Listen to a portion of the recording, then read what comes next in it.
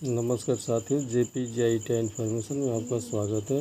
आज हम चर्चा करेंगे कि सत्र 2024 में जिन प्रशिक्षार्थियों का एडमिशन ITI के अंतर्गत किया गया है, वे सभी प्रशिक्षार्थी अपने संस्थान से संपर्क करें और अपना ट्रेनिंग वेरिफिकेशन कराना सुनिश्चित करें। बिना ट्रेनिंग वेरिफिकेशन का आपका एडमिशन क्लियर नहीं होगा।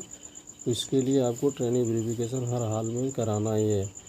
तो ट्रेनिंग वेरिफिकेशन के लिए संस्थान से इसलिए संपर्क करना आवश्यक है, क्योंकि अगर आपके आधार कार्ड में फ़ोटो बचपन का लगा हुआ है, जैसे पहले का लगा हुआ है, जिससे आपके प्रोफाइल में फ़ोटो अपलोड होगा तो क्लियर नहीं हो पाएगा। तो इसलिए अगर किसी बच्चे का आधार में फ़ोटो जो है वो पहले का लगा हुआ है और इस समय अगर फ़ोटो आप लगवाना चाहते हैं तो उसके लिए लाइव फ़ोटो खिंचवाना पड़ेगा। तो इसके लिए आपको संस्थान से कांटेक्ट करना आवश्यक है। दूसरी बात यह है कि आपका जो आधार कार्ड से मोबाइल नंबर लिंक है उसकी आवश्यकता पड़ेगी। आपका एडमिशन के समय जो मोबाइल नंबर दिया गया था उसके लिए आवश्यकता पड़ेगी।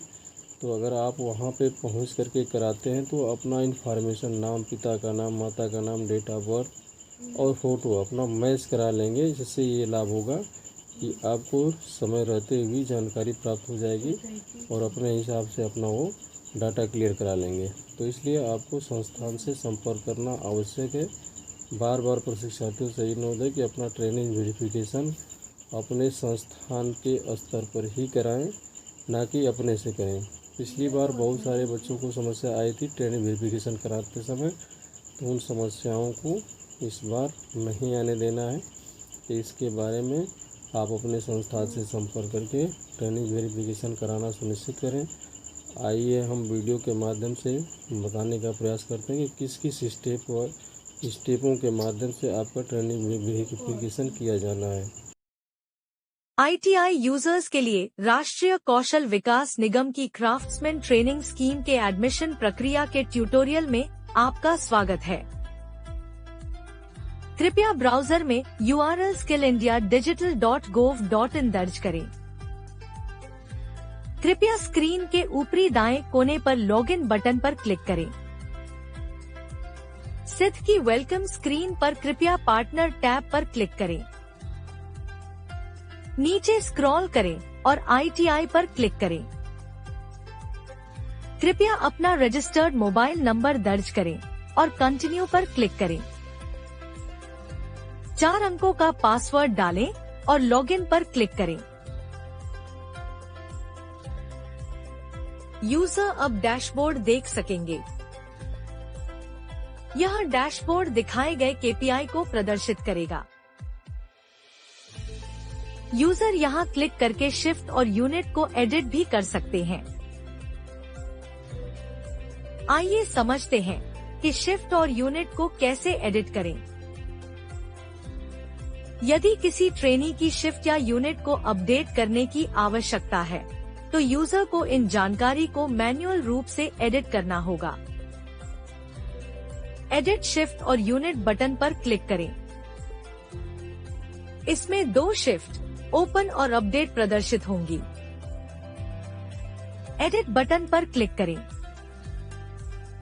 कृपया ध्यान दें कि किसी भी ट्रेनी के लिए शिफ्ट और यूनिट को केवल एक बार ही अपडेट किया जा सकता है और यह तभी किया जा सकता है जब सीटें उपलब्ध हों। यदि PRN पहले ही जेनरेट हो चुका है तो ट्रेनी के लिए शिफ्ट और यूनिट को अपडेट नहीं किया जा सकता है। असाइन की जाने वाली शिफ्ट और यूनिट का चयन करें। फिर अपडेट बटन पर क्लिक करें। अब यह अपडेटेड सूची में ट्रेनी के लिए अपडेटेड शिफ्ट और यूनिट दिखाएगा। अगला चरण ट्रेनी का वेरिफिकेशन है। यूजर को व्यू पर क्लिक करना होगा। यहाँ ट्रेनी का SRN, नाम, ट्रेड, शिफ्ट, यूनिट और आधार का स्टेटस डिस्प्ले होगा। यूजर SRN या नाम के आधार पर भी ट्रेनी को खोज सकते हैं। किसी ट्रेनी को वेरीफाई करने के लिए यूजर को वेरीफाई बटन पर क्लिक करना होगा।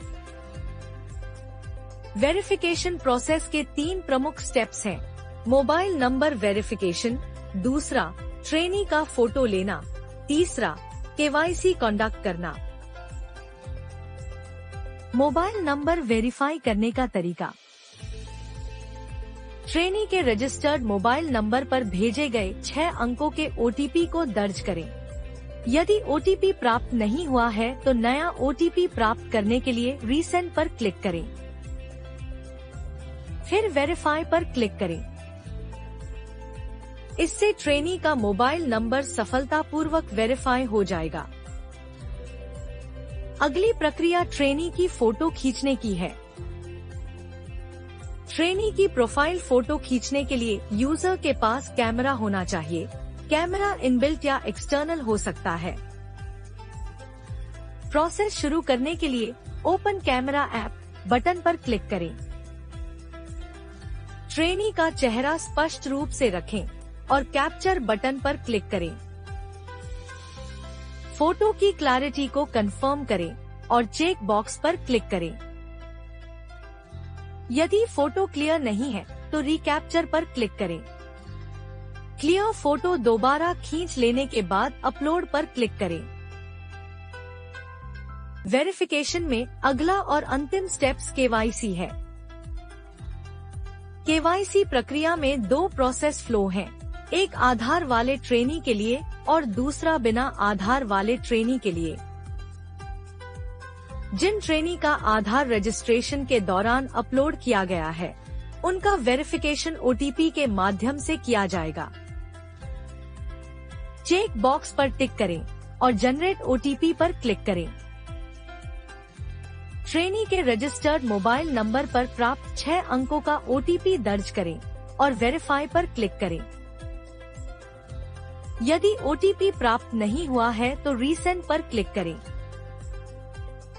Trainee PRN has been generated successfully संदेश डिस्प्ले होगा। अब डैशबोर्ड पर ट्रेनी का PRN डिस्प्ले हो जाएगा। आइए अब उन ट्रेनीज के लिए KYC प्रोसेस के फ्लो को देखें जिनका आधार अपलोड नहीं है।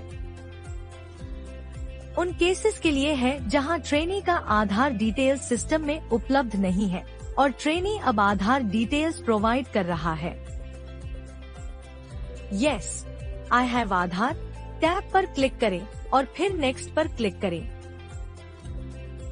12 अंकों का आधार नंबर दर्ज करें। चेक बॉक्स पर टिक करें और फिर जनरेट OTP पर क्लिक करें।